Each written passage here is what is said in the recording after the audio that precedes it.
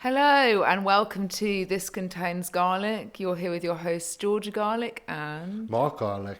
and we are back for an episode talking all fun things regarding what, Mark? Just being very relatable to. Oh God, let me just start. You sound like you're in a press conference. I want to be relatable to every single person on this planet. No, we're actually going to talk about. I feel like we're about to. Okay. We're about to climax. Is the word. Oh my God, we've already started. I've got raging anxiety. I've had too much coffee. You know, I'm very ADHD It's as also a the person. pre-workout you've been taking. Yeah, but like I can actually stomach like quite a large amount of caffeine quite well, but then you just have weird surges of anxiety. Yeah. It's happening right now. Right this second. Right. How do you feel? Um, Do you want to lie down? yeah, can you just like maybe put like an eye mask on and just have a time out? Do you want me to hum to you? I'm flying to Italy this week, and off my flight, I'm so dumb. My flight's at 6:45 in the morning, which means we literally have to we're leave. up early on the grind. Just think about. Oh, fuck off, Mark. Just think about just waking up and just grinding. You told me away. that when you come back, because we've like postponed all of our like virtual clients, because obviously Mark's got to take me in the morning, you've technically got like a free diary, and normally you don't, so you're going back to sleep. So don't give me all this I'm going to nonsense. run a half marathon. Oh my And then I'm God, gonna go I to would the gym, actually. Okay, cool. And then I'm going to lift. Oh, and God, I'm because gonna that's a come stupid back, way of doing it. You should know this, Mark, as a then strength and conditioning coach. I'm going to build something with my bare hands. Why would you do cardio before your strength training? For fuck's sake. I just... Did you just burp into the microphone? just sighing in satisfaction. Sighing in satisfaction. Yeah. I mean, No, we've honestly. actually got something very important we'd like to talk about. It's pretty pivotal. Oh, It's a monumental moment. you're actually making me feel sick. Can you just Why stop? though? You're actually it's pissing true. me off. We're talking about, are you struggling to lose weight? And one of the reasons why, and probably the likelihood that you potentially have ever stalled in your journey, ever really, I guess in any way kind of got to a position where you might have like lost a lot of weight, but then you end up regaining it, or the fact that you've got to sort of like your end scale weight and realize that your like body composition is like nowhere where you thought it would look, I guess. Yeah. So I guess one of the biggest focus points around our business for many, many years has been the prevalence of obviously strength training. And I think, it's really become quite apparent like how your generic weight loss plans tend to work when it comes to like managing somebody's health. And we've seen this and experienced it like over the years, of how weight loss is obviously focused on mainly due to scale weight, but there's actually like such a lack of thinking about building muscle and increasing your actual body's overall physical strength, because actually that's what you're hedging your bets on, to be able to maintain your goal weight that you get to when in a weight loss journey, because it effectively improves your metabolic health. And I think it's so obvious, I think Mark would obviously agree, that a lot of weight loss programs or coaching systems or whatever, really do focus on like the end result, but don't really think of the aftermath. And the aftermath is that when you lose weight, there's obviously metabolic adaptation, and that metabolic adaptation is. I think what we're seeing is obviously with more access to more accurate estimations of body fat and body composition levels like DEXA scans and various other methods, people are able to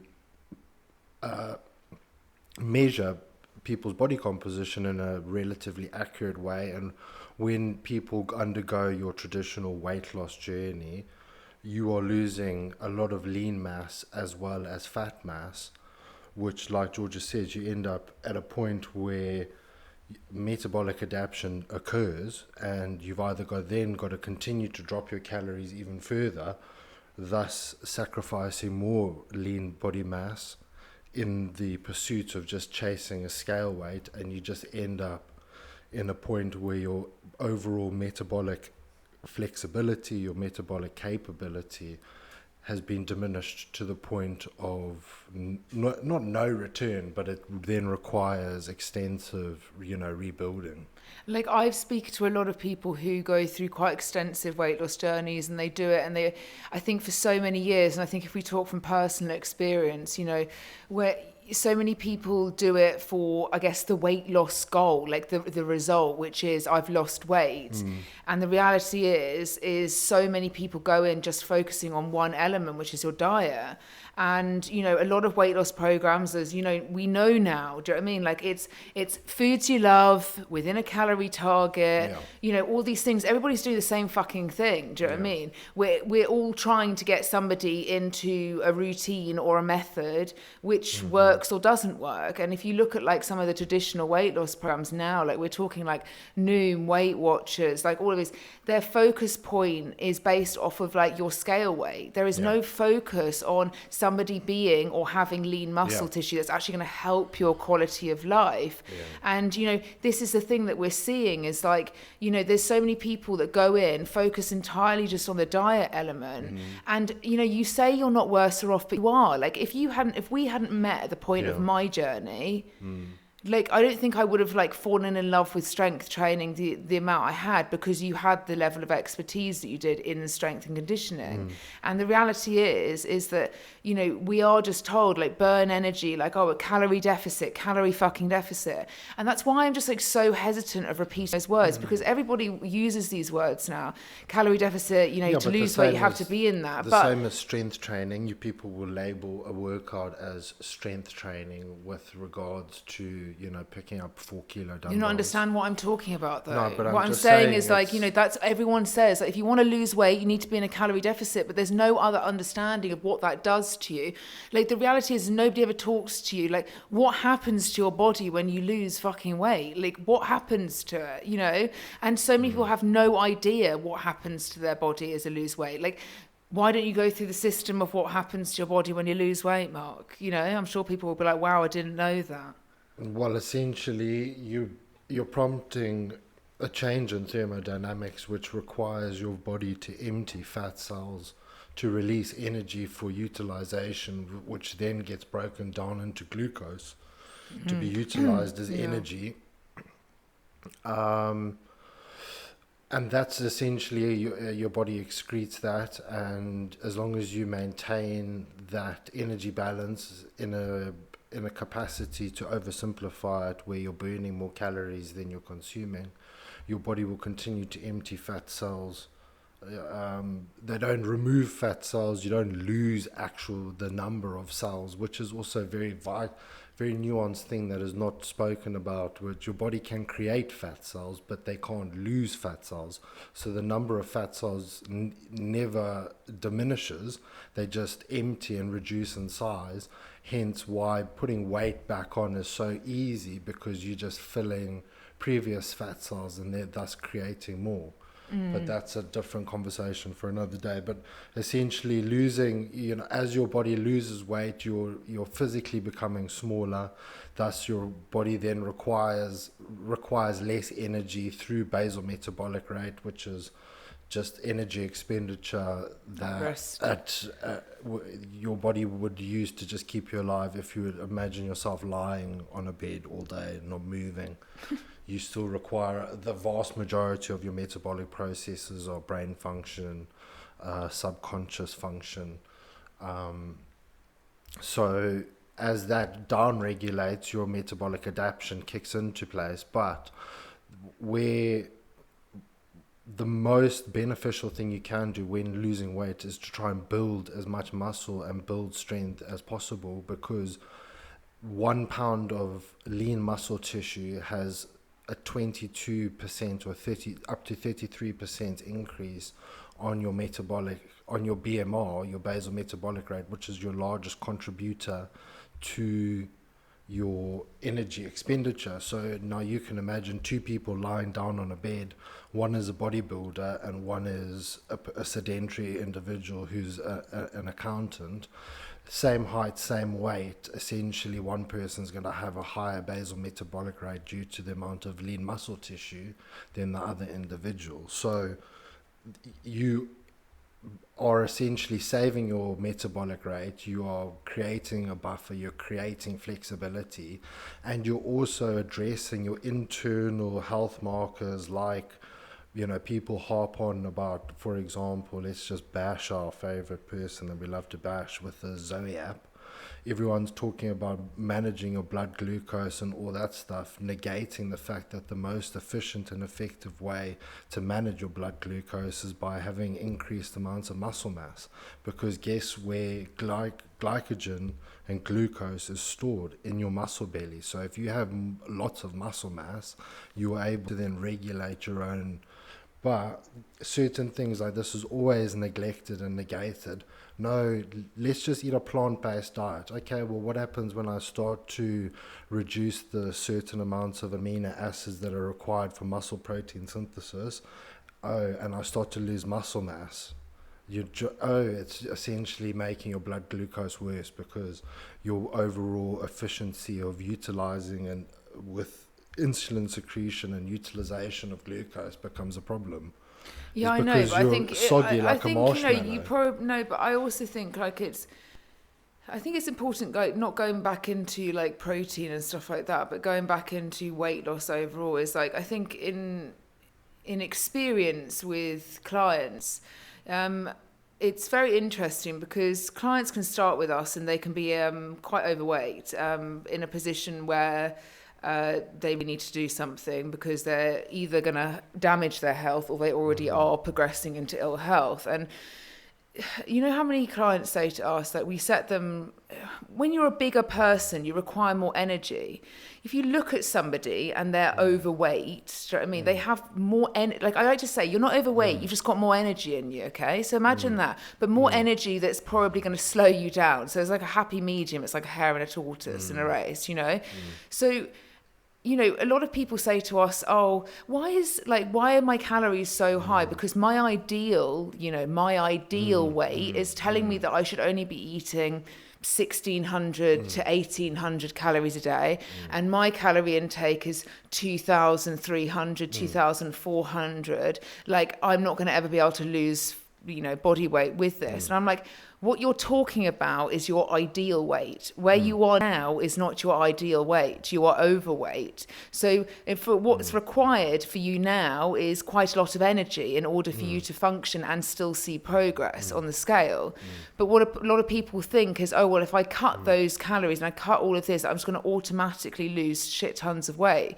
Well, yeah, you could do that, but you end up stunting like within 2-3 weeks because your body doesn't progress that quickly. I think it's also then tied in with the narrative of I am overweight, so there's something wrong with my metabolism or my metabolism is broken. Yeah. But if you were to look at the statistical analysis of a person's metabolism, person A, 300-pound individual, person B, 155-pound individual, who's got a higher metabolic rate? The person who is heavier. Who's got the lower metabolic rate? The person that is lighter. So whose metabolism is broken? Do you know what I mean? Like, it comes down to, at the end of the day, with regards to the body composition of the individual and the overall weight and BMI of the individual, generally comes down to the composition of intake versus output. Yeah. To oversimplify, it's a very nuanced thing to make those assumptions. You can go down a rabbit hole of context. But you know what I also want to say is a lot of people like who do have a lot of weight to lose, and I think I was in a position like this when I started my journey, is that I guess you automatically think that if you are fat, then you need to really restrict yourself because it's almost like punishment. Do you know what I mean? It's like you're really fat, like you need to sort yourself out. The only way you're going to sort yourself out is if you restrict yourself because you're a fat mess. Like genuinely, that's what you say to yourself. Well, that's what I most certainly did, and I know a lot of people who have probably said exactly the same. But I think when you go through that process and this is when it comes back to like, oh, okay, well, I want to lose, I think I see myself really, you know, in my best shape at 70 kilos, and you might be sitting at 110, I don't know, 115, 120. Like my heaviest was 100, I think 128 kilos was my heaviest weight. You know, like, how the fuck do you know what you look like at 70 kilos? You do not. And especially if you have been overweight for a large portion of your life, which if you're sitting at that sort of starting position, if you're over 100 kilos as a woman, I'd actually say, depending on your height, I think if you're over like 90 to about 120, like you're not doing yourself any favors here, like, you know, and it will affect so much. But like, at what point, if you got to yourself to that position, do you actually see yourself at 70 kilos? You fucking don't. You've forgotten. I don't fucking know. It's I was I was imagining myself to see some muscle mummy, do you know what I mean? After I'd lost like at least 20 kilos of that. Like, what the fuck? I was a mess. Do you know what I mean? This is the thing, and all the context of every single diet has been, the missing link has been body composition. Absolutely. And like, you know, I started my weight loss journey. This is how it went. I've been through it all, do you know what I mean? Not only in my own fucking mental situations, but physical. And when I went through my journey, it was very much because at the time I was losing weight, there wasn't such a prevalence on strength training. You know, it was a fair few years ago. Yeah, so, you know, now obviously it is, niche. For every demographic, it's becoming so much more prominent, and which is fucking great. But, you know, it was like, okay, well, as I always say to our clients that go through large weight loss journeys, there's phases in your journey, okay? When you are very overweight, you don't need to be focusing on, oh, fuck, I need to be able to see my biceps, and I need to be, you need to be focusing on getting your weight down, okay, through fat, but also complementing it so that you are effectively encouraging your metabolic rate to be improved through strength training. Okay? That's the ideal situation. What a lot of people do is obviously lose like a huge amount of weight, don't they? And very, very quickly through like fast methods, and you end up with this sort of flabby, shitty body composition which you hate. You're like, what the fuck, why have I even lost weight? Most of the people I see going for surgery for excess skin have only ever focused on diet. They've never focused on... Do you know, the thing is having been in this industry for so long and predominantly worked with women on a spectrum from overweight women to underweight women, the best position for you to be in is to be overweight and strength train and allow yourself to continue, because statistically an overweight person that is relatively active will have more lean body mass than an underweight individual, and generally if they're somewhat relatively active are always going to have some form of coordination, some form of proprioceptive awareness. Can I just stop there? Actually, when you're overweight, when you are overweight, you're also fucking strong. Yeah, you're so super strong. And this is like leaning into strength training and utilizing a heavier body weight. You're in such a better position than a person that is underweight or of normal weight, then trying to build a more muscular physique. And also just I want to say that, you know, the whole thing of like your body composition, it dictates so much in your bodily functions on a day-to-day basis. Like, you know, if, you know... And that is backed up by meta-analysis stating the more muscle mass you have going into your later years, the better quality of life and the longer life expectancy you have got. That is categorically well documented. And I think, you know, it's so important. Like if you're say for example you're a woman who's maybe who has hormonal changes, whether you're going through perimenopause, the starts of that, the journey of that, or whether or not you are, okay, so there are obviously, as I always say, anomalies to situations, but you know, with the way you can see data, like you can obviously collect a relative amount of people that deal with this, but a lot of people, PCOS, perimenopause, all of these, you know, things that are, I guess, hormone related can actually be made so much fucking better. I always say this when clients say, they're like, oh, my symptoms are so bad, my this, blah, blah, I don't have a period regularly, I don't have this. And I'm like, look, you need to get some kind of stability in your life. You know, you've got no stable routine, which your but it body also, is again, comes down to, I think, body composition. Yeah. Oh my God. Because again, especially women with PCOS, both cases, underweight, body fat too little becomes a problem. Overweight, too much body fat becomes a problem.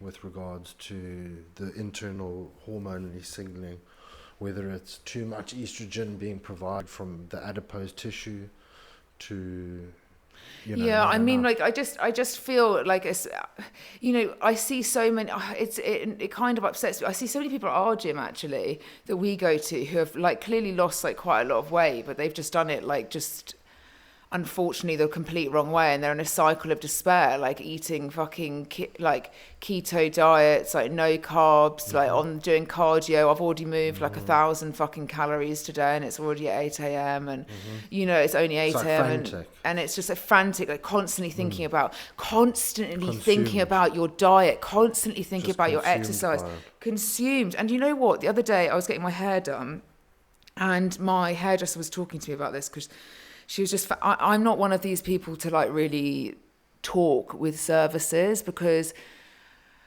I just know like nobody fucking cares. Like the hairdresser doesn't care about my life. Like why do I need to talk about it, you know? Yeah, but So unless somebody like entices the conversation with me, like do I ever like mention like what I do on a day-to-day basis? And so she was like, oh, so like, I want to know more about what you do and stuff. And we got into this topic of, how, I guess, I don't know, life works, and how to like manage a diet and all of these things. And she says to me like, but what do you think of, she first said to me, what do you think of Davina Taylor? And do you know who Davina Taylor is? No, who's Davina Taylor? Oh, she wrote a book called Hack Your Hormones, and she's like a walking Holland and Barrett. That's the only way I can describe her. Okay. Like, she promotes so many fucking supplements to like get your health in order. It's almost on another fucking level. Well, like it's like activated charcoal before you even breathe, and then process that and have. Yeah, but I'm also like, if you're doing that and you've just, Well, she floats around the world, probably making commission. You've had 4 Xanax the night before, and you got to wake up, and you've had 3 hours sleep, and you got to take the kids to school, and do you know what I mean? I don't think that many people are taking Xanax, Mark. Do you know what I mean? They're probably taking Nytol, because you can't get anything stronger in the UK. Yeah. Unless it's illegal, Mark. How would you know? Do you know what I mean? Know. But no, I mean, I was talking to my hairdresser, and she was just like, but don't you find that like it's just like really expensive, like she effectively banged on about the fact that she was really overwhelmed, and every single day she not only thought about how shit she felt herself, but also the fact that she felt like a bad mum because she couldn't feed her children properly, not in the sense of like afford to feed them, like in the sense of like she just didn't know how to cook. She had no idea how to cook. So she's got like a 19-year-old, she's got like a 10-year-old and whatever, and she's like, all these kids have no understanding of like what their diet is on a day-to-day basis. And she was like, I'm fully responsible for this, and my mum didn't teach me how to cook. And she was like, and it just literally overwhelms me on a day-to-day basis. I don't think about anything else sometimes other than just literally like what I look like, what I need to do with my diet, like all that. And then she's in the same pretty much sentence, she was like, oh, don't you find that it's just like quite expensive though, like having sort of like personalized help and having like a program or something? And I'm like, look, what do you value? Like, do you know what I mean? Because like from what you've just said to me, you like, do you value literally getting complete mental clarity on your health and completely understanding that you can manage this on a day-to-day basis for the rest of your life with no problems? Like, or do you want that to consume your brain on a day-to-day basis and you feel like a failure and it plays on you for... Do you think that's because they've never felt better, so they don't understand? Mark, nobody understands, because why the fuck would you? We're completely anal to it, because we're so anal with this, because like I said to you the other day, when you go through a weight loss journey yourself, like you become, and it's a definite subconscious thing. Some people consciously do it, but because you've taken care of your health, you now then become very conscious of everybody else's health. Yeah. And so put that combined with the fact that it's our jobs, do you know what I mean? To like care, like we just care far too fucking much. I'd love to know like what the average but that being said, okay, how many times do you leave the house and every conversation that you come into contact Oh, with yeah, people is everything. about nutrition. Look at that person over there. This Weight person's loss. sick. This person is going to the doctor to get their hip carved out. This person's getting their knee replaced. This person's getting their heart restarted. This person. No, I know. Do you know what I Fuck, it's mean? bad. Every conversation is either one person's, someone circling the drain. Do you know what I mean? Like, it's like, well, what? There's so many things that like changing your body composition progresses. Like, it's completely random. But like, think about like No, but arthritis. it's also like people have got 100 grand to spend on a kitchen, but they can't. Do you know what I mean? They can't. It just comes down to priority. It's not even 100 fucking grand. I wish I was charging 100 fucking grand. Jesus, pay me 100 fucking grand. Do you know what I mean? I will change your life. Certain things are expensive, and certain things are of value. And I think like places like Australia are very different. I would imagine, where people value. Because you're out, you're showing it off. Like, so completely side note, because I'm having a fucking ADHD moment here. I've had like 3 conversations in a different way, but we want to, a complete fucking side note, this is fucking off the road, bro. Just run with it. We are having quite a big just relaunch with our business Soak Up, and we've been a little bit on and off with the podcast for I guess this last year because being fucking honest with you, being really honest with you, we've been pulled in multiple different directions that we just didn't know which one was the right one. And we've spent a lot of time getting the right direction, especially for an online business. And we're now ready to relaunch and et cetera, et cetera. And we have a very clear pathway, and we're very proud of the method that we've refined over years and years and years. But the podcast was something that we first started to kind of really complement the Arrow Club, which was our previous business name. And I think, the biggest feedback we've always had from the podcast and all the conversations that we've had, people find it very insightful, obviously educational, but to be honest, and I think Mark will also agree, and we could say this for forever and ever, amen, but we had jobs in London where we were quite prevalent individuals in some way or another. And when we went through the pandemic and we took ourselves to Cape Town, we went in, we did very, very well in Cape Town.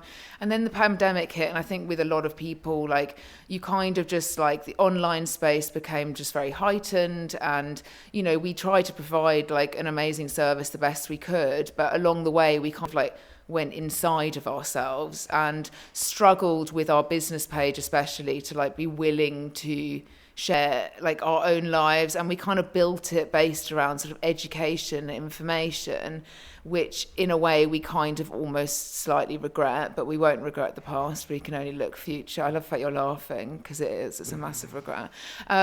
Because actually we are, because a lot of people say, there's such a difference between listening to the podcast and seeing our Instagram. There's such a difference because you actually have our actual characters, our experience and our knowledge on the podcast. But Instagram's always felt like this really weird thing for us where we can't really be ourselves forever. So that being said, why are you fucking laughing? What, are you going to get it out, or are you just laughing? Do you know what I mean? No, I love it when you're passionate. I'm not passionate. Do you know what I mean? Sorry. Fuck off. But with the podcast, I guess we've come to the point where we like talking about health stuff. It is our life at the end of the day. It's our job. We love talking about things that, what Mark would say, we're passionate about. But we also get the best response and the best feedback and the best more conversations based off of just life, And we kind of want to link our life a little bit back in to, I guess, the podcast, but visually. Yeah. So we will be taking ourselves to have a work business Instagram page, which will continue with coaching and education stuff to keep everybody happy in the sense of just but we just have never felt entirely comfortable on that audience, just delving into our fucking life and showing shit because we kind of built it based off of, as I said, something kind of different, somewhere where we kind of took ourselves away and our kind of knowledge very and our professional.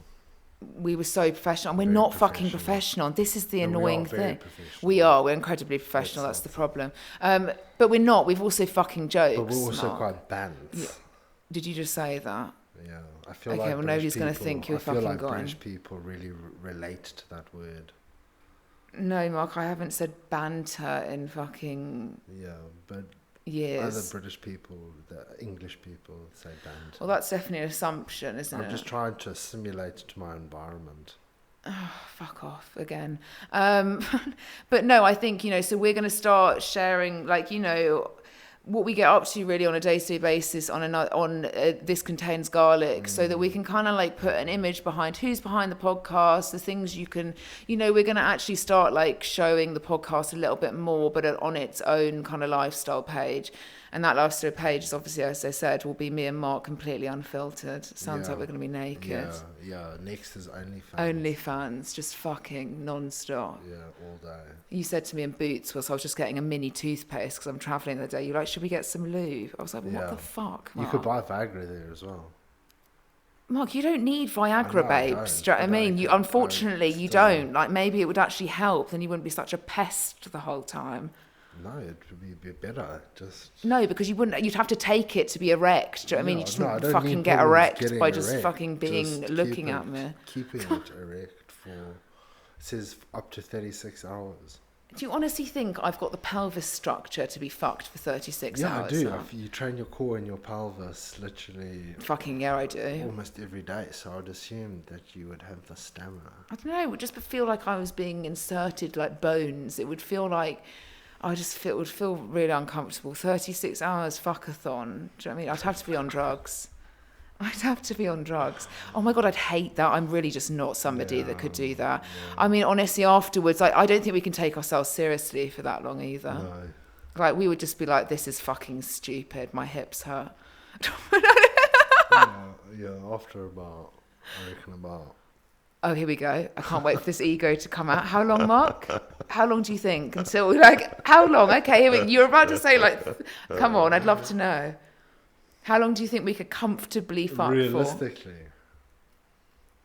depends. Well, Mark, come on. Depends if we go the romantic route or the unromantic We route. don't go a romantic route. That's There's the a most that romantic people... route. No, Mark, I fucking hate the romantic route. I'm like, don't... Yeah. That noise, because there's no kissing, literally. There should be, though. No, Mark, not like that. We kiss... Oh, God, now we're going really into detail. But no, I don't like romantic sex. It makes me feel sick. Oh, okay. That's good to know. What, Mark, would you say that you enjoy romantic sex? So slow, sort of, I just love you so much. Like eye contact. With Simply Red in the background. You're only saying that because he was on fucking Saturday Kitchen this week. Do you know what I mean? Mick Hucknall. Simply wear I really judge people that wear sunglasses inside. Yeah, unless you're blind. On television. Yeah, true. I take that back. I love that we're such people pleasers. Well, I hope somebody that's blind doesn't get offended by that. Yeah, no, that's true though. Blind people have feelings. Stevie Wonder wears sunglasses, but there is a lot to say that he's not actually blind. There's a very strong conspiracy theory that he isn't blind. Oh my God, it's probably fucking wrong though. That's so wrong. Why would you live your life pretending you're blind to be a con artist? Yeah, exactly. I mean, people have done worse. Yeah, so true. People have done so much worse. No, but if you look into it, there's a lot of people that have said that he's not blind, and they've seen him driving cars. They've seen him be doing catching objects. This is probably some small town American. You know me, I love a conspiracy theory. I know, but I don't know. Stevie might be offended by that. So much. Yeah, I know you're on the aliens at the moment, aren't you? Yeah, I don't know if I believe that though. Oh, okay. I don't know. I think it's just to entertain people whilst other people just... What's very interesting, going completely off topic again, is when my clients was talking to me today about the CO2 emissions, and as she was listening to a programme on Radio 4 about... They question... Oh, God, okay, right, this is dyslexia 101. Right, okay. Britain has always been known as a large contributor, or people have always thought that Britain has been a very large contributor to CO2 emissions worldwide. because of its representation of the Industrial Revolution in the 1700s, something like that. So that because we started the Industrial Revolution in Britain, this is when I'm like history, wow, I'm so good, yeah, that we have always taken a large percentage of the responsibility for the CO2 emissions worldwide, okay? Yeah. And we also know the and BRIC and countries... all the places that you took over, remember at some stage you owned a quarter of the land. Mark, you're going off topic and I can't remember what I'm going to say if you do that. Yeah, but the context, it requires context in your... No, it doesn't. I just need to do the overview. That's not the fucking... Fuck's sake. Okay, yeah, but BRIC countries... So the BRIC countries have obviously always been like the worst, yes.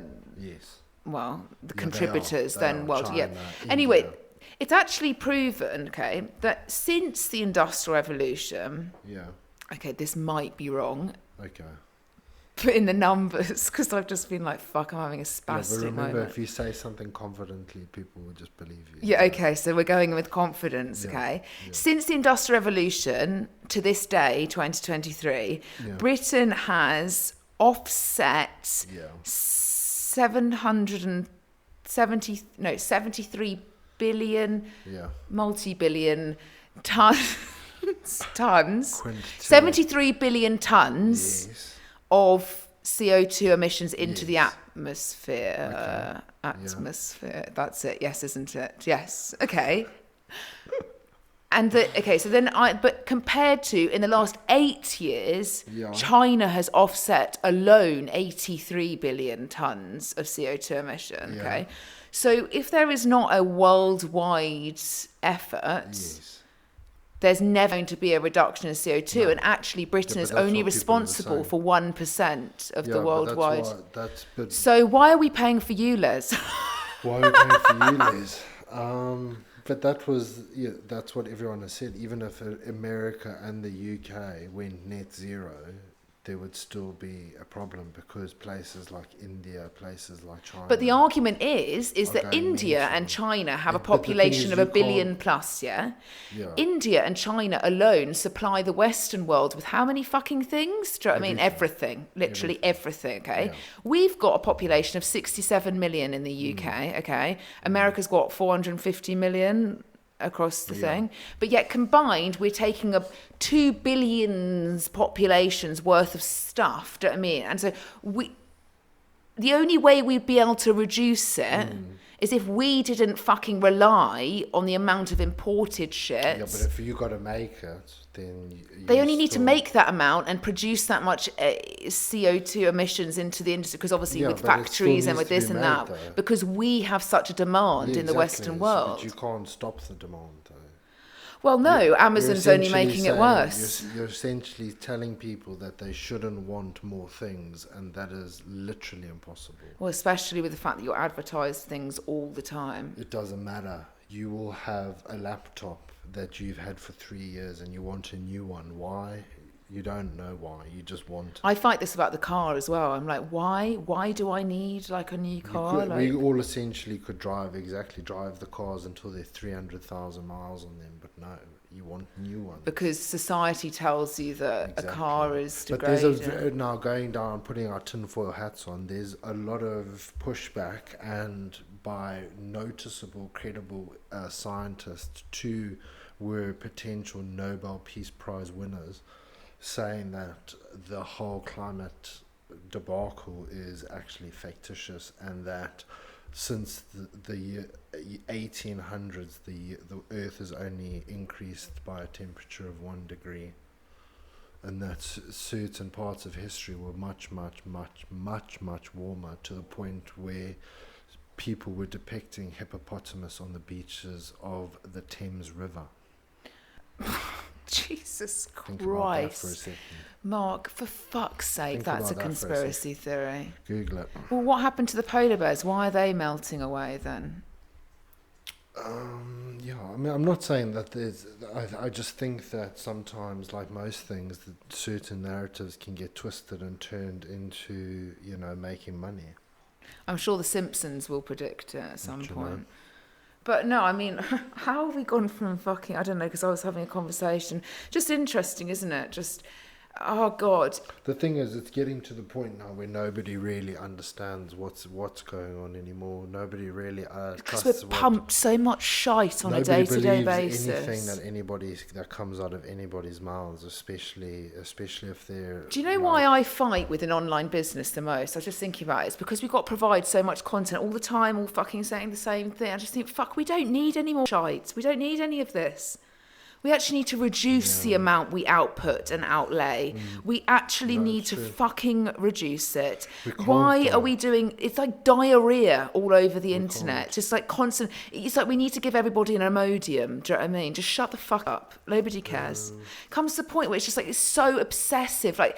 There's no moment, and I'm fully fucking. But do you not think see myself doing this? If you look at it's a dopamine response, like people get. Let's talk about that. Feel good factors. Why the two strongest emotions are like people complimenting you and like gratifying you and putting you on a pedestal. So everything we fucking do needs a clap. Do you know what I mean? Not the clap, a clap. Do you know what I mean? The most potent, emotion of them all is rage and anger, which is predominantly what drives us to not us and personally, but a lot of people, forms identities and. It's not that you always go off the anger. No, I'm going off the fact that why do we need to outlay?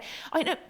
It's like a diary of life. I get it. But why? Why do you need that reflection of yourself every single day? Like, I'm sorry, it's too much self-awareness, to be quite honest. A large majority of the population that don't use social media and stuff like that. So I guess they kind of just live life at face value. Okay, but I would say that there's billions that would disagree with that, and that also are... So...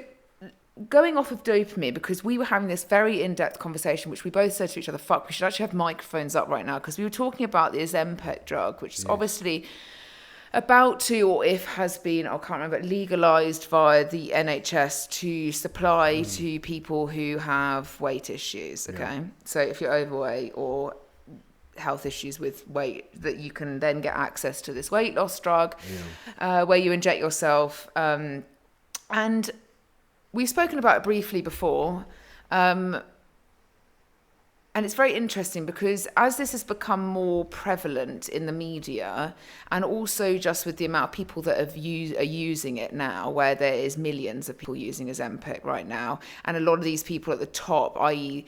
celebs, influencers, a lot of people are using it right now. And it's like, if you see somebody who has gone through probably quite a drastic weight loss and almost looks like they're ill at the end of it, like, this is what I mean. We come back to body composition. You want to look fucking good when you've lost weight. You don't want to look ill. Do you know what I mean? And if you lose just weight, do you know what I mean? I.e. your lean muscle mass combined with fat, but then lean muscle mass again, you are going to end up like a fucking egg noodle. Do you know what I mean? You are an egg noodle from Sharwood's in Tesco. Yeah.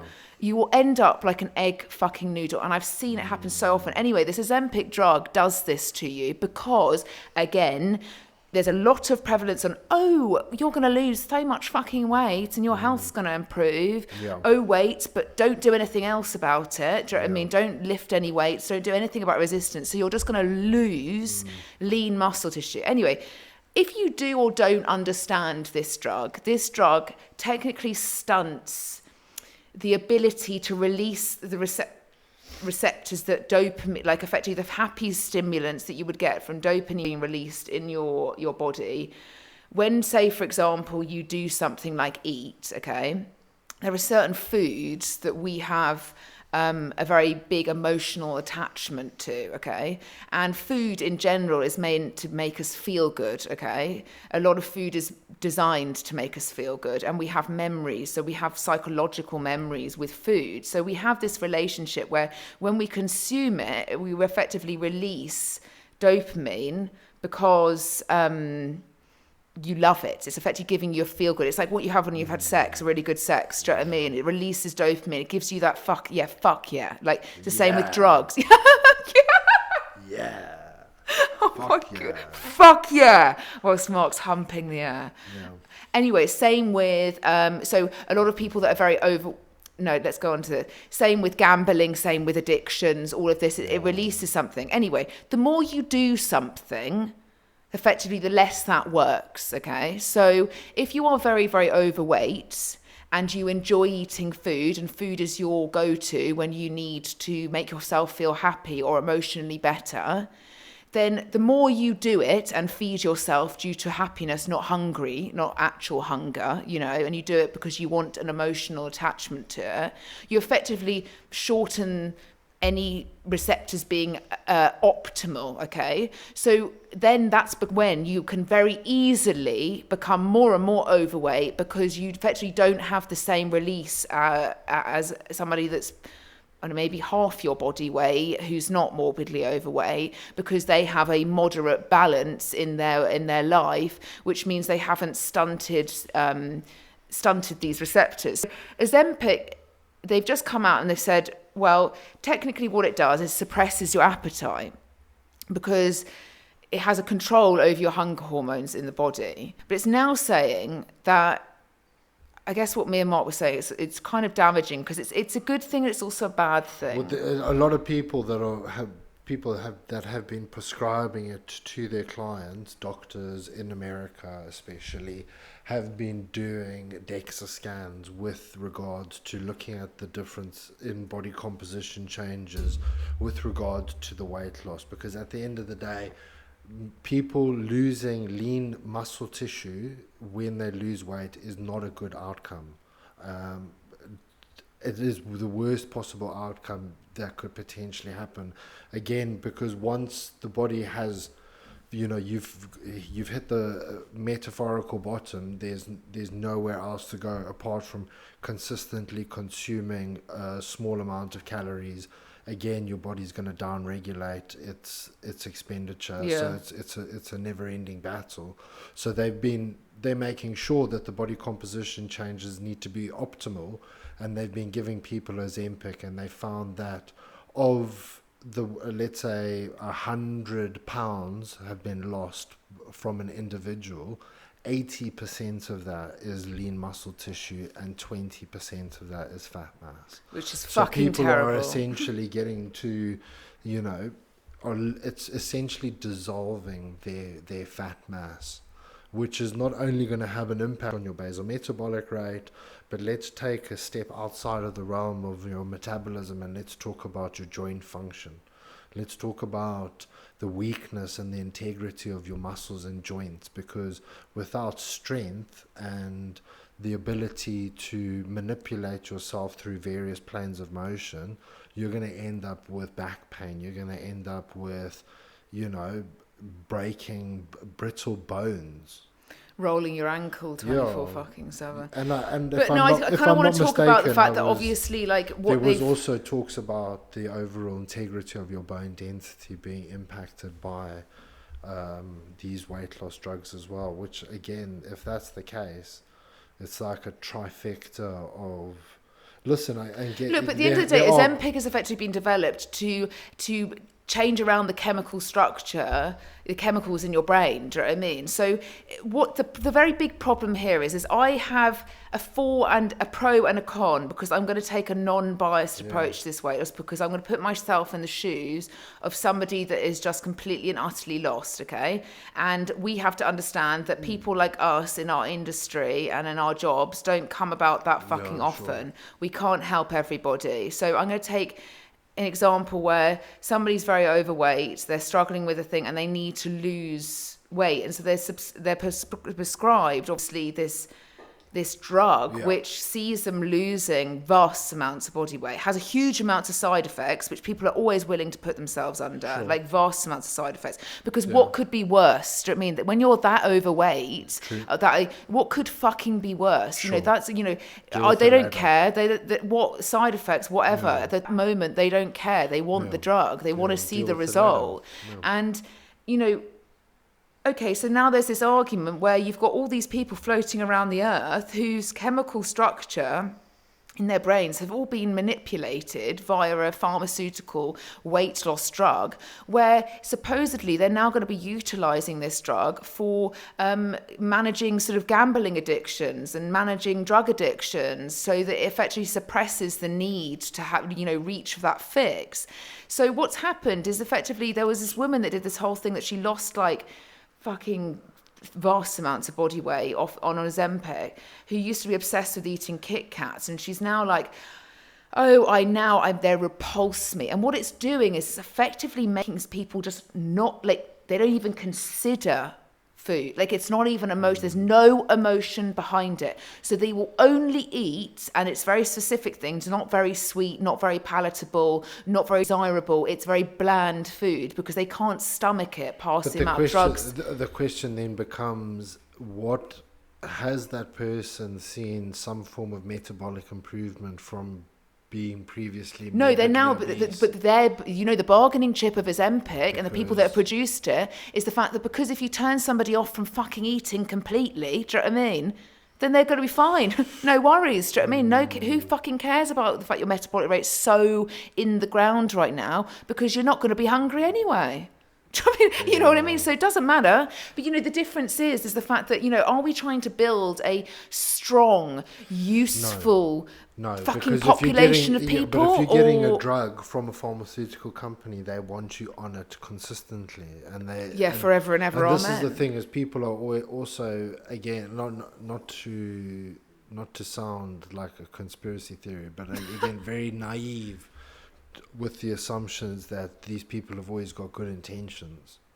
Oh, God, do they not? Do you know what I mean? But, like, that's another day. All you have to do is look at the opioid crisis with people and those Oxycontins that we saw on, and is now very prevalent in most. Well, it's because he got taken to court. The fact that the pharma company got taken to court for. Yeah, I mean, it's like, people were literally selling people heroin for, like, which was a drug designed to give to, like, terminal cancer patients when they were, like, on their deathbed, and it was given to, like, soccer moms who had a headache.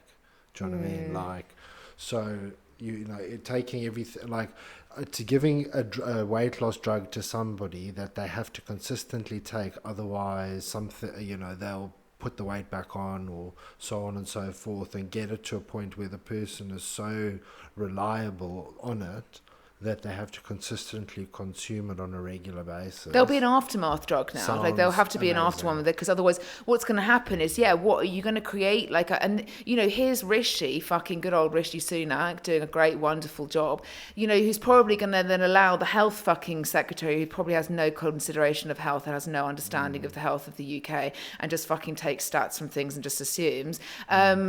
Sorry, but, like, are now going to be able to pump this in to try and get so the whole thing of the reason they're allowing the NHS to potentially supply this is not just the base of, we want to improve the health of the UK. That's fucking load of nonsense. This is literally told you're going to get fucking thyroid cancer if you take this too much. Do you know what I mean? Oh, but it's another pharma scheme, because then you'll be in chemotherapy. Do you know what I mean? And God forbid there'll ever be a cure for cancer. But the reality is that now pumping it in to say, well, if we give everybody the weight loss drug, suddenly, we know that lower back pain takes up, has annihilated the employment rate in the UK since COVID, because everyone's got back pain, also gained shit tons of weight since COVID. And so they're going to pump it in, and they're like, the only reason we're doing this really is because we just need to get the employment better in the UK. Do you know what I mean? That's literally what they're doing, because so many people have called off sick with back pain and weight problems in the last couple of years since COVID, that they are now short. But they're not interested. They want that.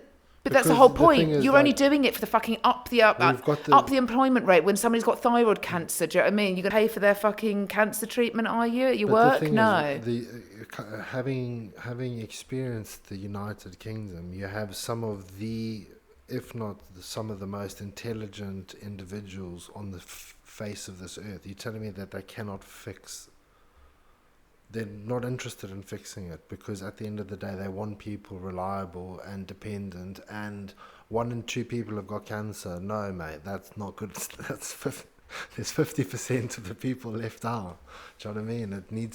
We need to pump those numbers so that we can get everybody. I know, it's absolutely hideous though. And yes, obviously then we correlate it with the fact that then why are, let's go off of legalities of food marketing. Let's go off of all of this. Yeah, like, why is nutrition not a fucking prevalent subject at school? Who fucking knows? We saw that thing on Channel 4 the other day. The amount of hours of children doing physical activity at school has not even, it's more than halved down to maybe an hour or two a week. A week, yeah, that's Do you know so what I mean? bad. And like that shouldn't be the case. And you need to start from grassroots level. You need to like the same kind of effort and consideration that was put into, UK athletics when they did so badly at that one Olympic Games, and then they put billions and billions of pounds into, getting the UK athletics team to the point where they were dominating on Super Saturday. You need that kind of grassroots level. You need to reform the schools. You need to change everything. You need to start from scratch.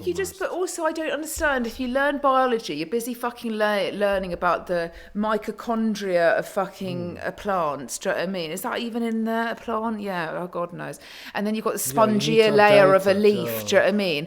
And you're failing to, you've got biology of what your heart's going to do. It'll tell you what to do when you've got a heart attack, but it won't tell you how to effectively not have a heart attack. Do you know what I mean? How to build a healthy life. And people take nutrition, it fucks me off. And do you know how many times everybody thinks nutrition's just an on-off thing? I can assure you, especially if you're overweight, if you went too long without food, you'd think about it, wouldn't you? So that's exactly what your diet is. It's what fucking keeps you alive on a day-to-day basis. Like, don't take it like an on-off fucking light switch. I'm sorry. Yeah. But that's all come from the fact it's all temporary, isn't it? You eat at certain times and that's what fucking happens. But nobody's going to teach you what to eat, how to eat, when to eat. You know what I mean? In biology, instead they'll teach you about the fucking plants. True. Do you know what I mean? Like, oh, okay, the plants. Yeah, I think we need to know about nature. Great. Do you know what I mean? But that plant is not helping me when I've got about to be diagnosed with diabetes. Definitely I'm in my early 20s. I'm morbidly obese, and I've got a fucking drinking problem. You think that leaf is going to help me? You've run around a concrete, football pitch that's, I've told I'm 5 useless meters at by school 5 sports meters. because I can only play what I like to call is just fucking throwing balls at people. Do you know what I mean? Like netball, hockey, lacrosse, like all these ball sports with angry girls. Do you know what I mean? Really vicious, nasty girls that I would probably never be friends with. And that's the only sport you do. And if not, there's a cross country, or you can go swimming at 7 a.m. once you've straightened your hair. Do you know what I mean? And I'm sorry, like that's not enticing. If you are, like I've said time and time again, if you are fucking private school, I went to private school all the way through my school years, so I can say this, and you the same, Mark. But you have no fucking excuse. A lot of children go to private schools. I might not be able to reform the public ones, but the private ones have no excuse, in my opinion. They should be having at least gym spaces. They should be, here's fucking treadmills. If a child doesn't want to do something, go for a walk. Keep your thought, work on your mindset, right? You read something, Sports needs to be compulsory. It's not, I don't think team sports needs to be compulsory, because if you're being bullied at school, do you know what I mean? And like half the team are like the people that are bullying you. That's up to the faculty to deal with that, but under their greater assumption. No, I think boys can do team sports. I think girls are nasty individuals, so I don't think that's... Well, that's, maybe mixed. Why can't we be fucking mixed? Whatever. I'm Do you just know what I saying mean? it doesn't. It needs to be just. It needs to be compulsory, and it needs the attendance needs to be like. If I don't if actually. your Do you know first team what? is I'm playing sorry. sport or something, people need to I go don't and think. watch. I don't think There sports needs to would be. There needs to be culture around movement. There needs to be gratification around movement. That needs to be. But there's difference between sports and movement. I'm all for movement, but I actually fucking hate team sports. But just because you hate it doesn't mean so many people do. But the problem is, you come from an all boys school where you literally didn't get your willy touched till you were fucking years old, until whatever. Yeah. Do you know what I mean? And unless it was by a teacher or your fucking friends, yeah. Like, do you know what I mean? That's the reality. I don't agree, because I had, and it's only maybe it's only me, but I know many people that also had a shit time at school. I don't think team sports. I just think the encouragement of movement is needed. Not go for a fucking run. Do you know what I mean? There needs to just be a lot more. Make things acceptable. Like, what is better, a child being sat in the fucking library because they've forgotten their sports kit, or do you know what I mean? Or having a range of bowling shoes, do you know what I mean? And a bowling alley. No, I'm joking. Like a range of trainers of all sizes that they can go on a treadmill and walk. Even if you have to force children, which you will have to force, because the parents are the image here, and a lot of parents don't fucking move, do they? Yeah. You know, there's a lot of people that won't even touch the sides of like 2,000 It's also steps. priorities. Little Timmy, they would rather little Timmy play the piano and speak 4 different languages. Whilst they knock back a but bottle is of rosé at so lunch. dyspraxic, can't even catch a ball or like put one foot in front of the other. Which I always thought was really, really strange. Well, you can't be good at everything, can you? Contact with parents from Notting Hill, it was like, well, Sebastian here can speak Mandarin. And I was like, well, Sebastian can hardly lift his arms above his head. Yeah, but he doesn't care that because Sebastian's going to have a bank account that's sort of like, and this is the whole thing. Like, unfortunately, oh God, like I said before, we don't just fucking work to just fucking work, do we? We work to earn money. And the reality is, if you've got the chance of making a shit ton of money, why would you not? That's how society's been formed. I'm sure like Mandarin would help you make a lot of money. I'm sure when you're talking to some Chinese bank investor. I get it, but then also people sit there and scratch their head and wonder why 40 to 50% of young children are got mental health classified issues. as morbidly obese And mental health issues. Do you know what I mean? And if you're starting but I don't think teams movement, yes. No, but I'm just saying, people but to if you're walk, get starting fresh off air. if you're starting off your first conscious years of like, your brain comes online at like 4 or 5 years old, and you spend you got 2 years where and then the rest of you're just morbidly overweight. Then how do you think? It's what I mean, as babies exactly to toddlers to children to like teenagers to adults, like that formating years, yeah, okay, they are the forming years, but like at what point does like the first 18 years dictate like your actual whole life, where you've only done 18 years, Christ, do you know what I mean? Half of those you couldn't even speak for. But the reality is I don't actually think there needs to be a massive encouragement. I think communication from team sports, I get the fact that you understand competitiveness and work as a team and all of that shit, okay, but I'm still here, I'm alive, and I didn't do any of that. And I think movement needs to be prominent. I think nutrition is the absolute pitfall. I feel like it's absolutely embarrassing if somebody can't cook. I'm sorry, you've got no excuse. Do you know how many people I know? Oh, I'm ordering HelloFresh. Fuck, you still have to cook it. Why don't you just go online? You've got the world at your fingertips of recipes. You could make a sandwich. It's not hard. Let's. They can't be fucked. It's different. Let's role play. Oh, what role play? Knock, knock, knock. Hi, I don't have time to cook. Yeah. What's your reply? Knock, knock. Who's there? No, everybody's got time to cook. I'm joking. What's my response? I'm sorry, but the speed it takes you, the money also for convenience food is ridiculous. True. Fuck me, all it takes, I say this to so many clients, they're like, oh, but I like to have a sandwich and a packet, it's all it takes is a packet of already cooked chicken, do you know what I mean? A loaf of bread that will cost you a third of what your convenience sandwich will cost you, do you know what I mean? Tub of fucking mayo, there's your chicken sandwich, do you know what I mean? And you're telling me you don't have time to cook. Instead, you've got to eat something like a cold sausage roll or something, and then you've got to have an excuse as to why you're sad. Like, no, I'm sorry. Like, you can eat, so like a stir fry, fucking Tesco's, Waitrose, whatever, they make it so easy to you. Buy 3, put them together, there's a meal.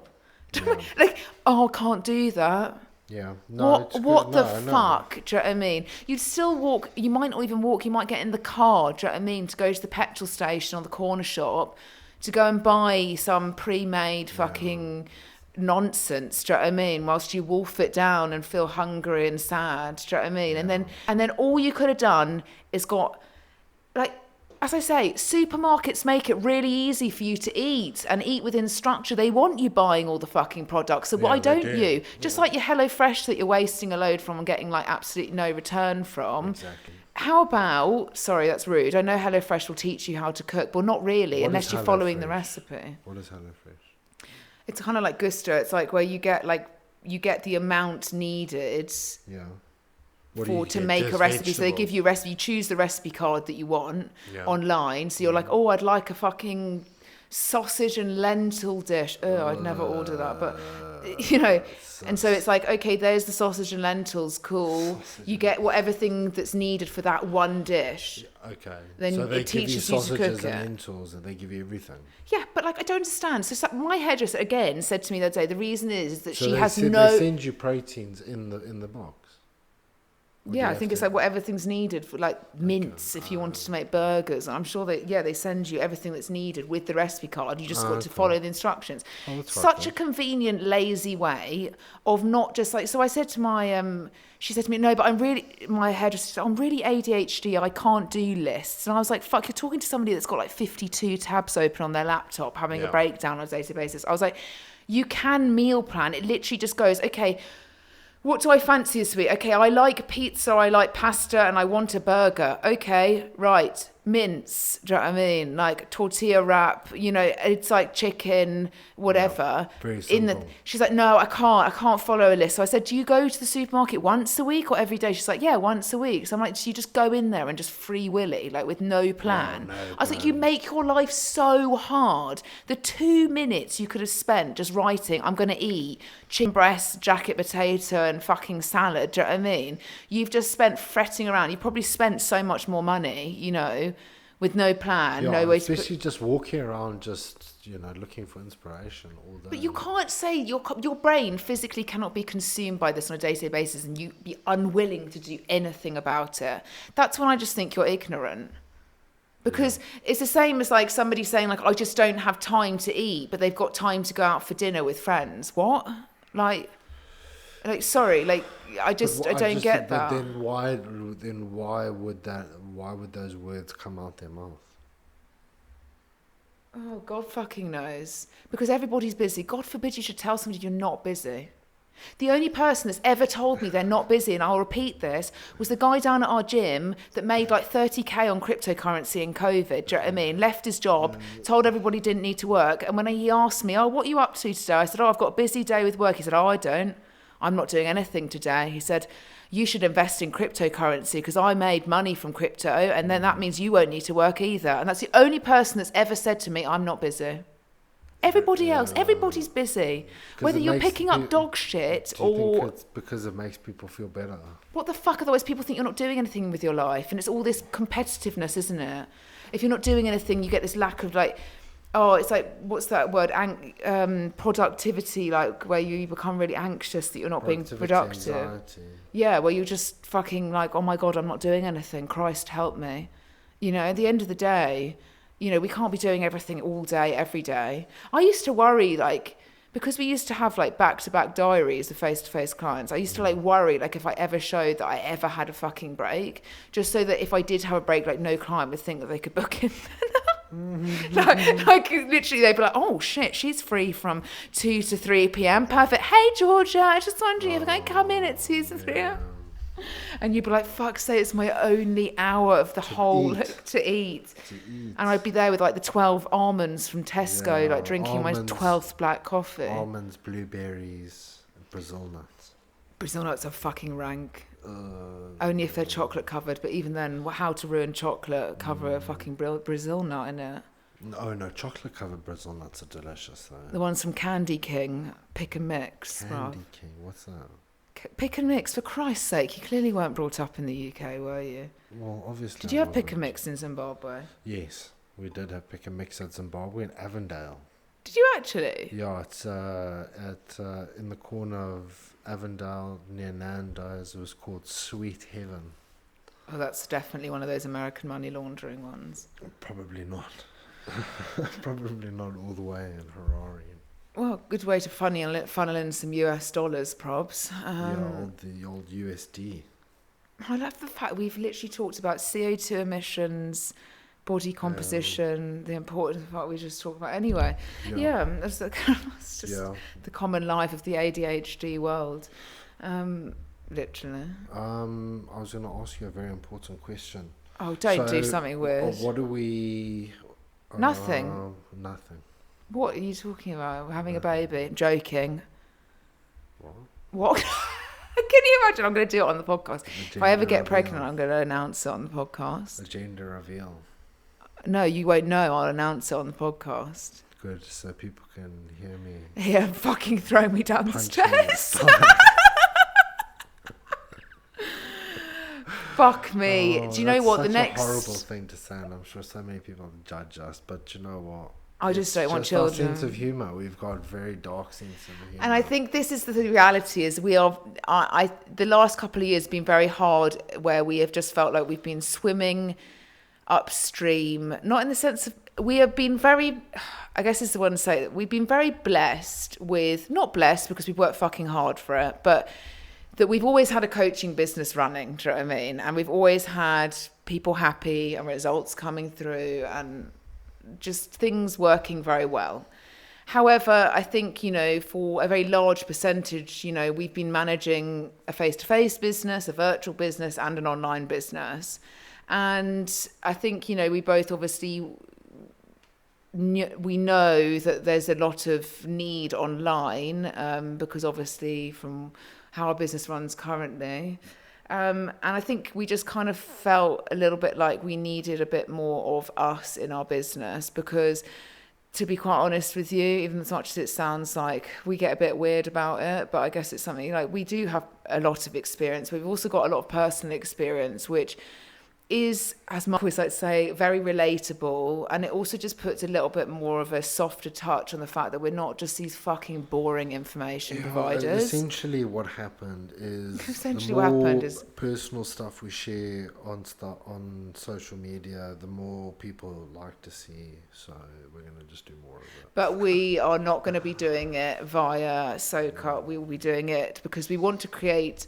This is how it runs. Do you know how many clients sign up? Do it, but now we have to do it. So we have clients that have been prominent followers for us of years, okay, and then they listen to our podcast very often, and they know vaguely who we are or where we've come from. We still have people that come through from knowing from us from London and all of this shit.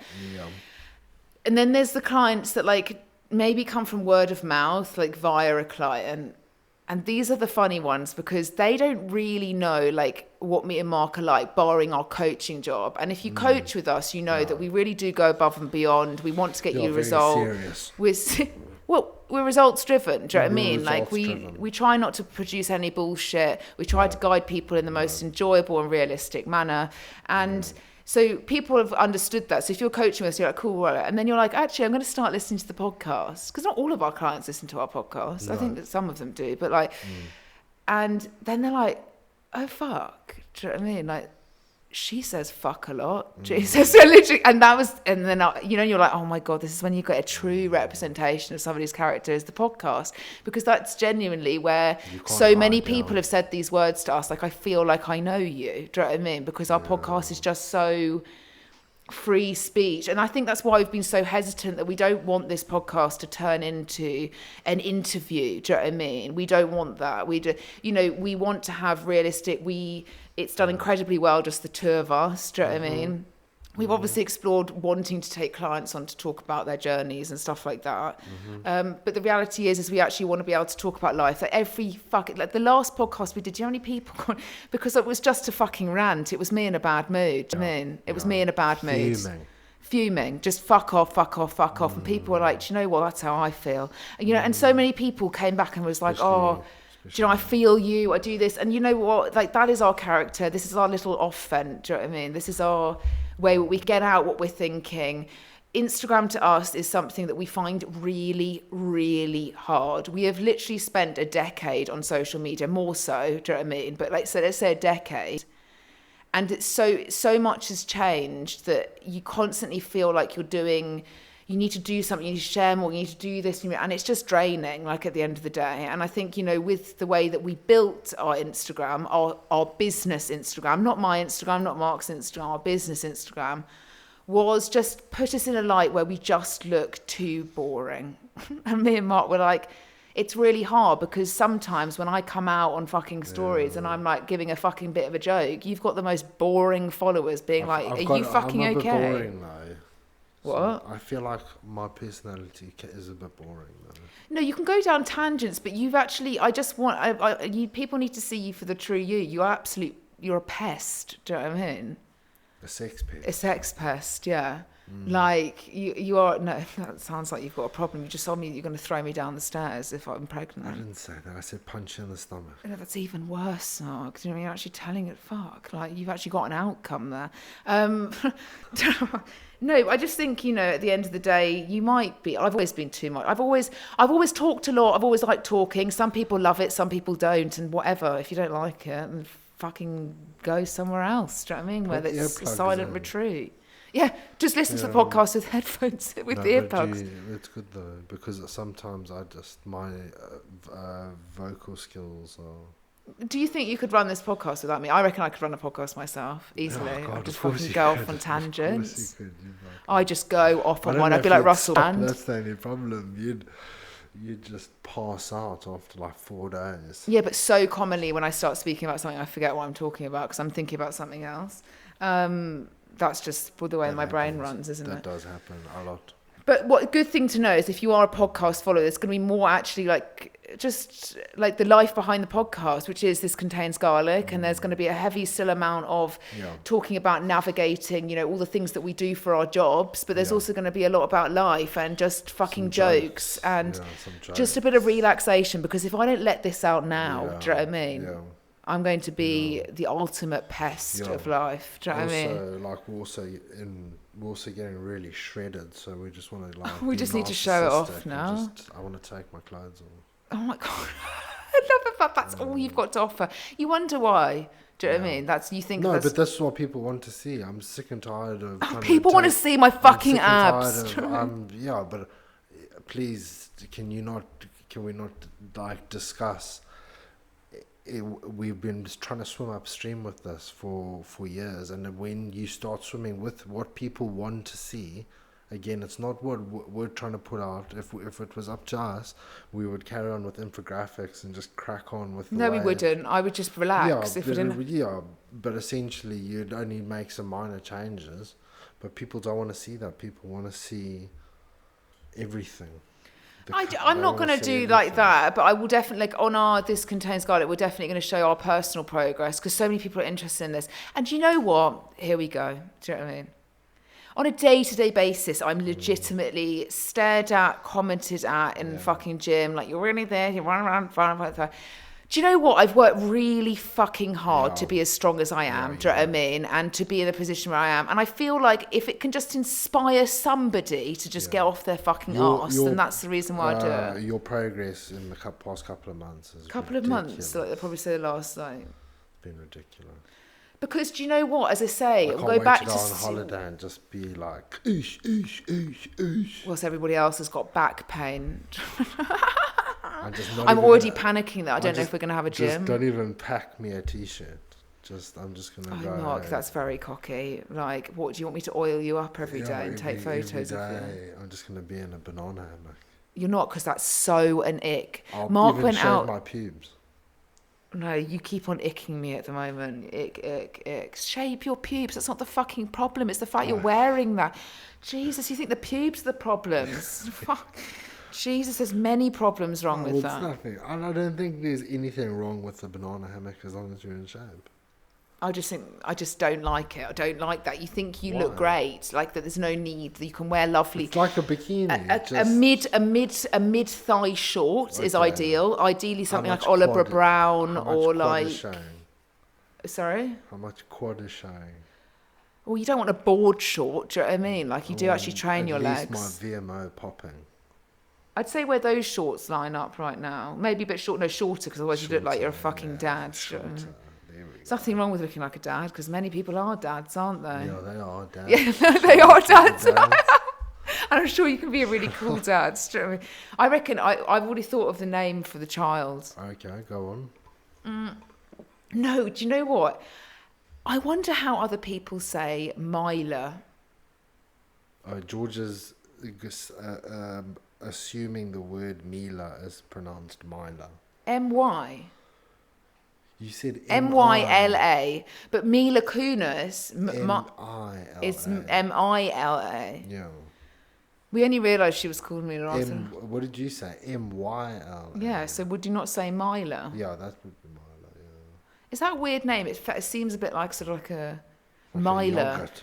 like a shaving Like product. a yogurt. A yogurt. Myla. Myla, 0% Comfort your fat. IBS now. Do you know what I mean? Exactly. Literally. Yeah. Optimal fibre from a yogurt. Lol, what the Do you fuck? think... How do they ever sell fibre in a What yogurt, kind of honestly? grandparents do you think your parents would be? Do you think Jane would, like, hold the baby? No, my mum and would change disregard the baby. nappies and just, No, I don't think my parents would be part-time grandparents. Do you reckon? Yeah, I Do don't you think my mum would Chris want to would part want with to it. change nappies? No, or I do think you it would be very much like get a babysitter. I don't imagine I don't know. Shipping them off to Bristol for 6 months for summer holiday. Like, yeah, fuck them if they take them from us. Christ, take the children. We're not having children, Mark, are we? Because we decided we're going to move to Malaysia. Yeah. Do you know how many times myself and Mark have got ourselves fixated, because both of us are very similar on our ADHD behaviour, fixated on like locations that we're going to move to, and then we watch like endless YouTube videos about living in like Malaysia. Yeah, We know everything now: cost of living, fucking supermarket, yeah, literally. How much groceries would cost? But yeah, I don't know. I just don't think I think I constantly need to change. That's the problem. It's not a problem. It just needs to manage. That's just who you are. You just got to be able to That's just afford who you to are. change the whole time, though. You can't just fuck around and just like fuck off places and No, do that you without can't. thinking like, not just even financially, but like, can I afford to do this mentally, physically, financially? You know what I mean? Yeah, that's true. And like it's just very expensive moving countries. So what other names have you got for our make-believe children? What did we think a boy's name the other day? It was quite nice. Oh no, we're going to have this moment, aren't we? I have no clue. Okay, well, that's just dead conversation because, as I said, sometimes I forget what I'm talking Do you about. think anybody listening to our podcast would have watched Made in Chelsea? The new... Well, you the new trained season? half the fucking... No, those are the old buggers, the new buggers. What a fucking group of losers. Like, so entertaining. They brought it back, though. They've brought it back a little bit. I feel like Made in Chelsea's come back a little bit. Do you think, is it just because there's nothing else on TV? Yeah, maybe. You never watched any of the old ones, though, No, did I you? never watched any of the old ones. Probably for better, otherwise you would have judged your clients even more. I wish they'd come out. They need to come out with... The Great British Bake Off is starting now. Yeah, that's true. I love Great British Bake Off. But no, I mean, the other day we watched a movie and we were like, oh, this is a nice movie. Blah, blah, it blah. was And I was talking to a hilarious. client about it. It was really good. It was with Billy Connolly and Yeah, it was hilarious. David Tennant. And then I realised it was from 2014. I was like, fuck me. I was like, Christ, I thought it was from It was 2020. almost 10 years ago. Yeah, I was like, oh my God, that was 10 years ago. Yeah. Next year is going to be an interesting one. Why? What do you think's going to happen there? Fucking We've conspiracy got theory. presidential elections. In America, we've got general elections. In the UK, there's more elections in South Africa, I think. Who cares about South Africa if you're not in South Africa? True. That's also the very problem. true, yeah. They don't afford us to care about them because they don't care about their own. So until they that's do, also true. do you think Donald Trump will get back in? I don't know. I don't care. I don't think he's got any. to be If he's honest. got any common sense, he'll just maybe not. Oh, it's just this. It would just take up so much bandwidth that I just think somebody else should just do it. I just can't. I feel like there needs to be an age cut off. 50 is the latest. Yeah, true. I'm sorry. Like, I know there's people listening in the 60. It's fine if you come into presidency at 50. That's fine if you're 60 and you're doing really well. Yeah. 50 is the cut-off you point. gotta be 50 or under.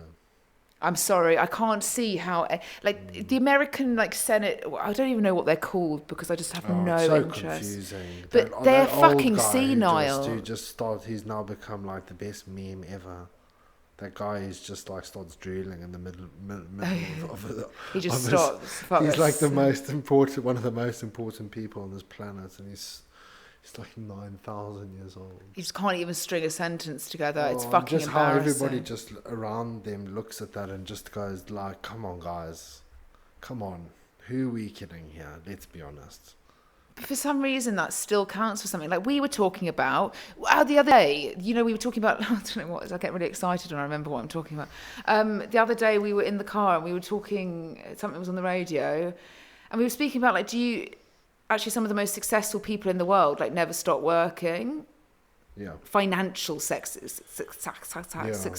Yeah, like Warren Buffett. When we were talking about Warren Buffett, and you were like, no, because his last convention, like he literally was like two geriatrics having a conversation. Charlie Munger, when they speak and they're like, dividends, they're so old. It's like when you invest in the dividends of the and this is meant to be. It's like, bro, we don't work in that now. We're now passed into fucking digital look at life. David Attenborough. He's coming out with Planet Earth 3 at the ripe age of 90 odd something. But do you not think some of that's scripted? No, of course it's all scripted. Do you not think they typed in ChatGPT, describe a penguin so David remembers? Oh my god, so many. That's the one thing that will definitely get us cancelled if we.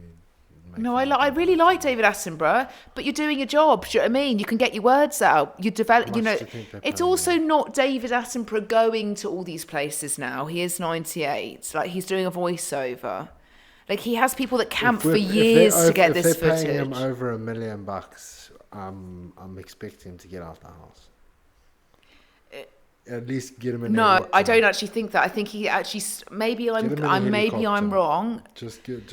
Mark, he has the cruise, like when we watch Planet Earth, you remember that one that Australian, that guy that did the fucking voiceover for it? Yes, the one with the lizard. Oh my God, what's that guy called? Australian... Aussie Man Reviews. Aussie Man Reviews did a voiceover of, where it was a very iconic one, where like a snake... the lizard was being chased by a snake, yeah. Snakes. Snakes, loads of snakes, yeah. They had people like camp out for months to get footage like that. So like, don't think David's pitching up a tent fucking utilising that Mountain Warehouse voucher he got for Christmas. Do you know what I mean? It will be but it will definitely. The question is, why not? He does the voiceover because you're so close to the end of your life that you may as well just, His voice is probably tested on AI now. Oh, well, 100%. Yeah. So do you think he sits in the studio at 98? Just eat a biscuit, mate. Do you know what I mean? Have some digestives. He's got some trust that the copy has copyrighted his likeness. It'll be like Mariah Carey. They'll just be making money till fucking forever. Yeah, trust me. Literally just making money. Yeah. Why the fuck? Like. I wish I who was the one that insured their legs for like, was it J-Lo? J-Lo. I think Taylor Swift did it as well. Taylor Swift? I'm sorry. Maybe it's just me. I am not obsessed with or idolise anybody. I don't idolise anybody apart from my bank account and my dogs. I don't idolise people. I find it hard to seek value in myself from others. Always have. I've never been obsessed with people. I find it weird, this whole Taylor Swift obsession. She is iconic, clearly. Fucking iconic. I feel like she's very talented. Oh my God, the marketing. Oh my God. Like, it's on another level. But these girls, men, girls, boys, of children, ages as well. Jesus Christ, they are obsessed with her. Similar to Beyonce, like that whole. I just have no idea. Have you ever chased after a celebrity? Like, I'm sorry, I noticed celebrities. I once waved at Victoria Beckham, and she looked at me like I literally was a piece of shit. So a girl I went to school with, because I knew her dad was the stepsister.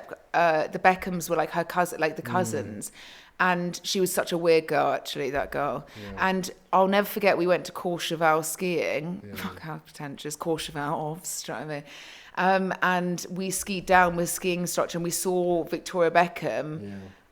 And I remember like making everybody very much aware that Victoria Beckham was there. And that was the exact year, I was really young, that Rebecca Lewis and David Beckham were having the affair. And so she really wanted to keep herself under the wraps. And I made a very big scene about that. It seems like David's had quite a few affairs, and judging by they seem pretty happy now, though, as a couple. Judging by her overall personality, it kind of seems deemed...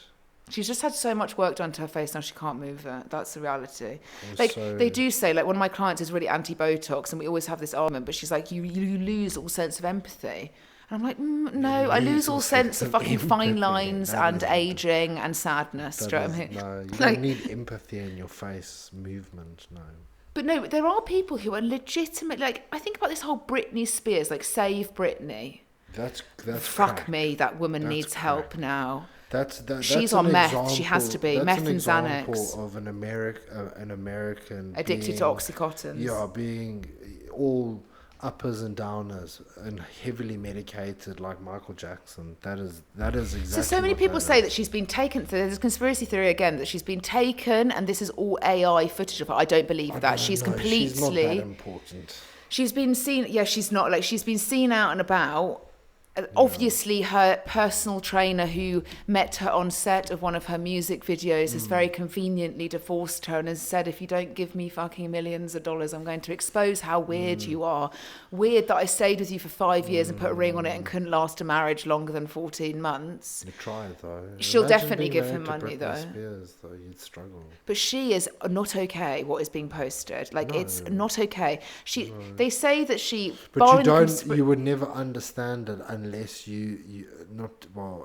you yourself have personally been on a bender and you haven't slept for 3 or 4 days and you're just pushing through, do you know what I mean? And then you start dancing. I don't think you'd even have the energy. You start dancing in front of the mirror and acting all sketchy, and that's exactly what that is. But the thing is that they say that she has this disorder. I don't fucking know, but they say that she has a disorder where she effectively has it's like a split personality, but in the sense that she lives in the head of somebody that's a young teenage girl. Yeah, could be. And I can fucking see that because the way that she dresses and she's still stuck in like 2000. Yeah, but I don't blame her, you know. But that was when she was most successful, I guess, so... You could arguably say at one point in the game, she was probably the most popular person on the face of this planet. Actually insane, isn't it? They were and she was like made out to look like a 16-year-old girl, and it was... Oh yeah, like whilst flashing her fanny in like a school outfit. You can only just imagine what that poor woman has entailed, the hectic schedules of touring and traveling the world and, you know, not sleeping properly and probably being medicated, and then a conservatorship with her father, which was also super dodgy. The thing is, though, like, no idea. Like, I'm not going to find. I find child stars' parents questionable. They could have been giving her loads of drugs and narcotics that has just absolutely cooked her brain. Well, I was watching a really fucked Netflix on stage because she can't sing. Britney Spears cannot sing. She lip syncs. It's like auto-tune. Hit me, baby, one more it's all time. lip syncing. So they just give her, do you know what I mean? 2 lines of coke, 4 Xanax. And then they were like, go and walk out stage with a massive python around your neck. Yeah, off you go. Off you go. And she's like, fuck yeah, fuck yeah. Like, literally. Yeah, give her some meth. 100%. Because she's now come out. She used to have veneers on her teeth, and everybody said that now the veneers have all like dissolved. And she's got like... The only difference between her and like those people that you see like on those hectic YouTube channels that are like zombies walking on the streets in like downtown LA. The difference is that she's got a Mercedes and a mansion. Like, there's no difference. There is no difference. The problem is she now can afford even more so to get access to shit like that. I mean, look, there's clearly something it might not even be... To me, it seems like somebody that's highly medicated, addicted to something, but it could also be the fact that she probably does have an element where she's stuck in the brain of like a teenage girl. And like it's almost like everything since then, maybe she's been so drugged she hasn't even... I don't know. She's definitely been on mental, like, and she's obviously got kids that don't want anything to do with her, because I'm not surprised. Do you know what I mean? Well, who fucking knows? Do you know what I mean? Who knows? That's just pure speculation. Maybe she's just cooked. I do find the fact that you had a 9-year-old personal trainer who just so conveniently slipped into your life and then was like, if you don't fucking give me money. Most men that are wealthy would have a younger model, so why would they? No, it's not that, Mark. It's the fact the intentions of these, like, we all know a 29-year-old personal trainer. True. Yeah, do you know what I mean? True, Mark. I was 27. No, you weren't. You were 28. Was I? 27, yeah, 27. Exactly, do you know what I mean? Thinking with the balls, do you know what I mean? And little Willie, do you know what I mean? You're the one who instigated it, so... Are you fucking nonsense? You did. I didn't instigate nothing. You wanted to touch me all the time because you're a pest. Yeah, I do, actually. Yeah, exactly. Weird, do you know what I mean? Yeah, just think about finger blasting you. Oh, God, Tango Ice Blast. Fuck, that's the new sex position. That's a new... foreplay, Tango Ice Blast. Like the whole thing is this, okay? Tango Ice Blast. Okay. You've got to have at least 3 to 4 paper cuts on your hands, and you've got to have like dip your hand in citrus, Oh my god. and then finger somebody. Tango Ice Blast. Jesus. Maybe some ice cubes involved somewhere. That's really strange. That's really so. What you're gonna cut yourself first? You're gonna cut your hand, then. Because it's an ice blast. It's like, fuck me, that's painful. Do you know what I mean? Wow. But it's got to be on the person that's doing the Wow. blasting. Very unhygienic. That's disgusting. I don't know how. Very Do you know why I unhygienic, came up with 'cause that? blood- Do you know? You're cutting yourself and you're rubbing blood into. No, I somebody's saw a vagina. meme. I saw a meme Oh, okay, yeah. that said Yeah, meme. today, like it said, has paper cut, and then it says World Today, and it said like, will encourage you to touch all citrus or vinegar. Do you know what I mean? It was like a meme thing, like, you know, if you, because it's always the case when you've cut your finger that you end up fucking like eating an orange. You're like, Jesus, I've just like put. I see what you mean. Yeah, so I'm not that weird. It did come from like a private. Okay. Are you sure there's nothing you want to? I don't know. tell Maybe me? not. Maybe You this is a wanna, therapy. This is the therapy. Slit my wrists before we next. Don't say that, Mark. Don't say that. I'm just asking. I'm leaving you this week for 3 nights. Yeah. And I know you're already quite sad about me doing gonna this. Struggle, yeah. Monday's nearly over. I've got so much to do and I'm just too tired. I'm just like, procrastination. I don't know if I'm gonna be able to survive.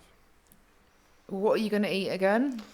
First day, I'm gonna probably go with some form of KFC burger with a wrap and 2 sides of fries, maybe an ice cream of some. You're going to shit yourself on your own because then nobody will tell you to get off from the toilet. Exactly. Because you legitimately spend 45 minutes a poo. I'm gonna be there for. You're gonna text me and just know that I'm gonna be sat on. Your legs will be dead. Yeah. Yeah, just like fetal position. And then I want to do some lamb ribs. I feel inspired. But with what? What was that guy? Who was that guy that we watched on the weekend? I wasn't paying attention. Something Martin. Is his name James Martin. James Martin. He was cooking lamb ribs on his television program with a very sticky glaze that looked really delicious. Sounds lovely, a sticky glaze. Yeah. Maybe get a ciabatta, cut that in half. A ciabatta is a ciabatta for anybody that knows. Garlic aioli. Yeah. Yeah. Bit of light mayo with some garlic puree. Onions. Chives. No. What? Onions. Lamb rib. Bruv, cheese. there's like a whole eagle that's just like flown by the house. Sick. Maybe I'm having a moment. It's good luck. It's a good sign. Cheese and then with lamb. Yeah, why not? Chuck it in the air fryer, toast it up. I cleaned the air fryer the other day. I watched this woman online. Obviously, here I am, obsessed with watching things being cleaned. Not really obsessed with it actually, but I like to watch it. And she put bicarb in, some fairy liquid, and some hot water. And then half an hour later, drained it, and the whole thing was like sparkling clean. I tried it. I was there hours scrubbing. Just didn't even come off. It came off originally. And then anyway, so then I decide that I'll do we've found our new love of like chicken pieces that are like covered in corn flour. Rude. And then you put them in the air fryer so they crisp up. No. You dice up chicken breast. You put them with some sauce. We had like a Korean barbecue little glaze thing. Then you roll it in corn flour, put it in the air fryer, make them crispy, and then you roll it in the sauce again when they're crispy. Anyway, I fucked the air fryer, and now it's like on another level of dirty, and I just can't be asked to clear it up. Just leave it, just burn it all off, it'll be fine. We cleaned our oven, which I still actually need to. Yeah, we're going to have to just soak it, I would imagine. For like 10 years, and then all the rust goes and everything. Oh, no. Did you break it? I didn't fucking break nutting. Do you know what I mean? What do you think I'm breaking shit? Would you admit to breaking it? So far you're having a KFC? KFC, lamb ribs. A wank and a cry. A wank and a cry. Yeah, pretty much. Not in that And you've order. got 4 days to feed yourself. Yeah. So only 1 meal a day? Yeah, 1 meal a day. Are you, And lots of ice cream. are you actually going to eat loads of ice cream? Yeah, I'm going to bake a cake as well. I said I wanted a welcome home cake. I'll bake a chocolate cake. Yeah, but you don't have the tin. I'm going to improvise. Oh, well, okay. Well, what about a chocolate brownie or something? No. What about a millionaire shortbread? Millionaire, you like a millionaire shortbread, caramel. Yeah, but I want to try my hand at baking a cake though. Okay, well, I need to actually then clean the oven then. Okay, thank you for just making me have to do another thing. Okay, well, everyone, today we talked about a random load of selections. Why can't I clean the oven? Because I put the fucking substance in it. We actually need to actually now clear it. That's not answering my question. Oh, Mark, I can't wait till the end of the week to clean the oven when we've put the solution all over it. Start eroding. You're going to go away jump on your little aeroplane. I'm not jumping anywhere, bruv. Off to beautiful, being catered for, looked after bridal party, beautiful wedding, good food, good drink, everything, enjoying yourself. Fuck off, you fucking cretin. Floaty. It's not my fault you married a British person who still couldn't sort out the visa. Do you know what I mean? Co-wards. We'll go on fucking 90 Day Fiance. I'll get rid of you. I'll get rid of you when I just know you're here for the fucking visa. Oh, wait, you can't get a visa. You couldn't get a visa into Europe. A visa?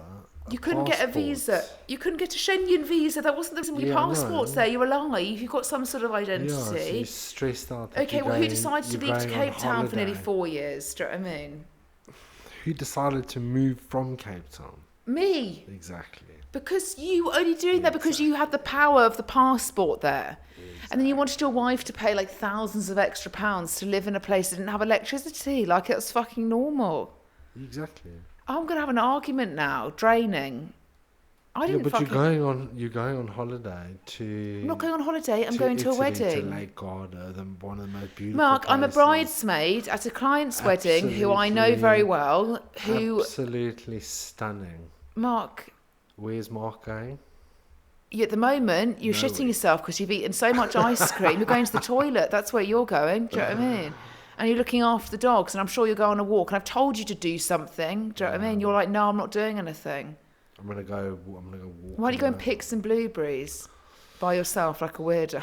Maybe I should do a nature walk in the nude. Oh God! And I won't be with you, but you will have swallowed your pride because you've still got pride tattooed on your stomach. Exactly. So when you walk around stark naked in the forest, just remember that. Mm-hmm. Okay, well, today we've talked about a number of different multitudes, but lots to come, lots relaunching, lots everything. Mark's laughing at me. Why are you laughing at me? Because you just realised... anything coming. Oh, my God. Right, everyone. Well, on that note, peace out and have a great week. Bye.